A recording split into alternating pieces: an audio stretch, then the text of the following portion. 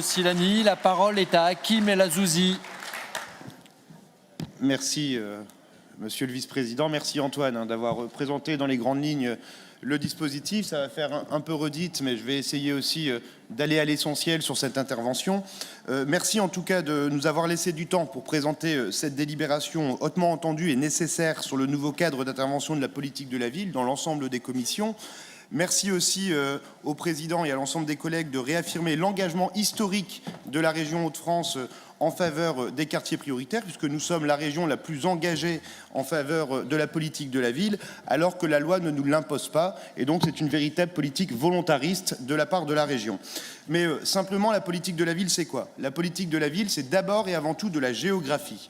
Après étude des aires urbaines, quand l'une d'elles concentre des pauvretés, l'État et les partenaires décident ensemble d'aller un peu plus loin et de labelliser ce quartier politique de la ville et donc d'ouvrir le droit à des crédits spécifiques pour aller plus loin dans la lutte contre la pauvreté et l'exclusion.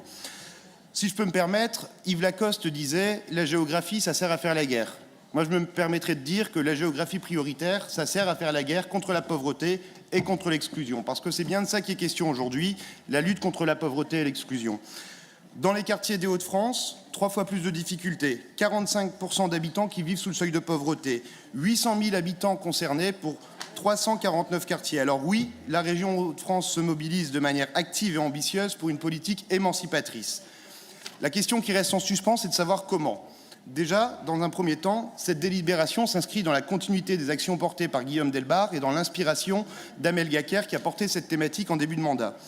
L'idée, elle se résume en 3 grands points. Être fort sur nos compétences à travers 2 enjeux, l'attractivité et la citoyenneté, mais laisser la place aussi aux collectivités pour pouvoir ajouter un enjeu joker en lien avec la thématique du territoire. Et je répondrai à Monsieur Poix et sur son amendement. Si demain un territoire décide d'aller plus loin sur la question de mobilité, nous serons au rendez-vous et nous serons partenaires du territoire sur les questions de mobilité. Et je répondrai aussi aux objections qui ont été faites en commission. Si un territoire décide d'aller plus loin sur les questions de santé, nous serons au rendez-vous pour aller plus loin sur les questions de santé. Donc on apporte aussi cette souplesse au sein du dispositif.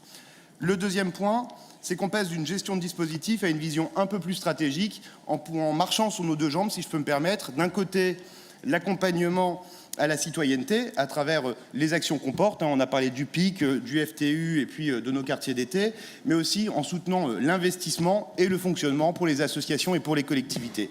Et enfin, le troisième point, c'est de faciliter la vie aux associations, puisque forcément, nous essayons d'avoir une cohérence et une logique dans l'ensemble des actions qu'on porte, et on ne peut pas porter le matin une délibération en disant on facilite les choses, et l'après-midi dire la politique de la ville, qui est déjà un monde compliqué, on continue à le laisser complexe. Donc dans ce cadre-là, nous faciliterons aussi la vie aux associations en permettant les contractualisations, les fameux CEPOM, pour pouvoir sécuriser les actions sur plusieurs temps, et puis en évitant le phénomène de picorage qu'on va retrouver auprès des associations, puisque nous déciderons d'aller plus vite, plus loin sur les actions qui sont du ressort de nos compétences. Par exemple, sur des actions qui sont reconduites d'année en année, nous sécuriserons les financements et nous laisserons l'opportunité aux porteurs de projets de pouvoir faire ce pour quoi ils sont payés, c'est-à-dire monter des actions et faire en sorte qu'on offre des possibilités aux habitants des quartiers.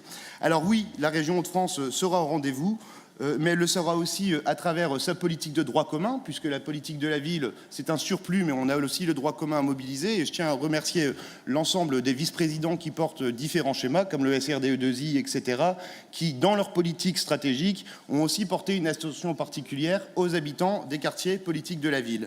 La région sera au rendez-vous, et si je peux me permettre de faire un vœu pieux, j'espère aussi que l'État sera au rendez-vous d'une politique de la ville, d'une politique d'émancipation qui soit ambitieuse, concrète et concertée, parce que, comme disait Charles Perrault dans Barbe Bleue, pour l'instant, je ne vois rien venir.